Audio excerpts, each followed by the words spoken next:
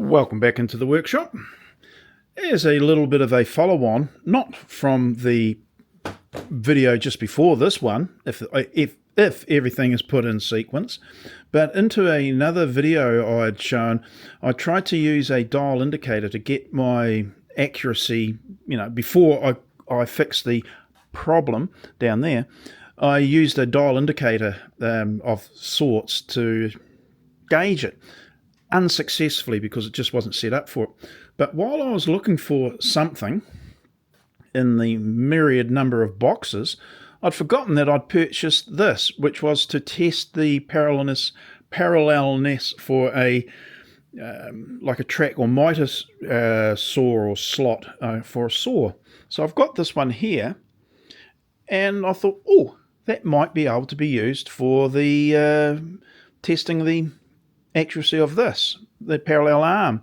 So I've broken out the straight edge here and I've dialed it into 0, and I actually notice a little bit of a bump there. It's not much, it's not something that I'm going to worry about, but from there, and this is without really dialing it in much, I've gone 10/100ths of a millimetre, as I understand the measurements to be. So there, it's 20. Oops, I tilted that. And it's dropped back to 1/10 of a mil.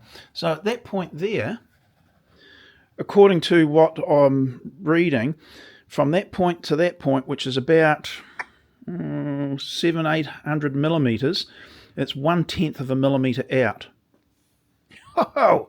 Now what it does do means that I can fiddle with those grub screws to see the change in the dial indicator there. So that's actually quite promising. Now, not everyone's going to have one of these, and to be fair, I forgot that I had one of these. But yeah, that's set at 0. Now it's 1/10. And coming down here, whoops, to there, to this point.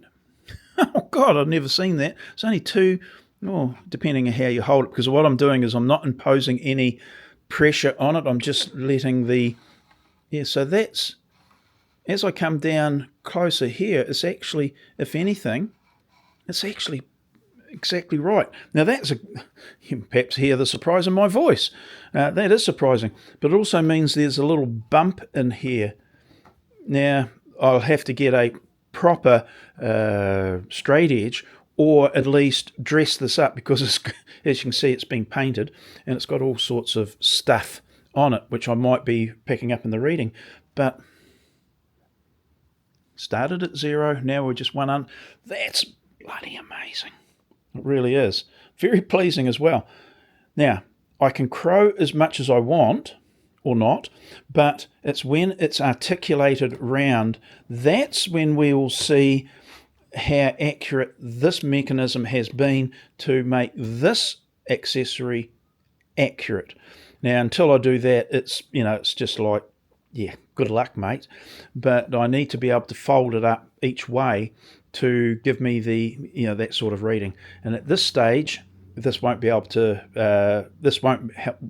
help me, because it can only extend by about, well, not much, about 100 mils. But at least I can say in this position it's parallel. Yay! And it will be interesting to then see in the folded up positions what the readings are. So yeah, I'll need to make a fairly accurate equivalent, like an adapter, to expand this out a little bit. So that might be a little side project that I have for this.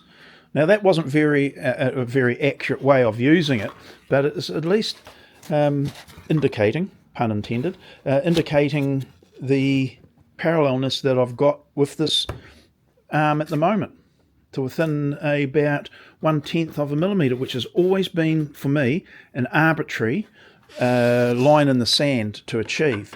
I want to be below 0.1 of a mil. Well, I've got it to within about 1/100th of a millimetre along there, so that's pretty much spot on for me. But as I said, the proof of the pudding is when it's folded up each way, and yeah, that'll be interesting. Rightio, well, that was just a little one. as I say, I do occasionally make short videos, but yeah, that was quite pleasing. So, yippee. Okay, doke, that's it. I'll see you in the next one now. Bye.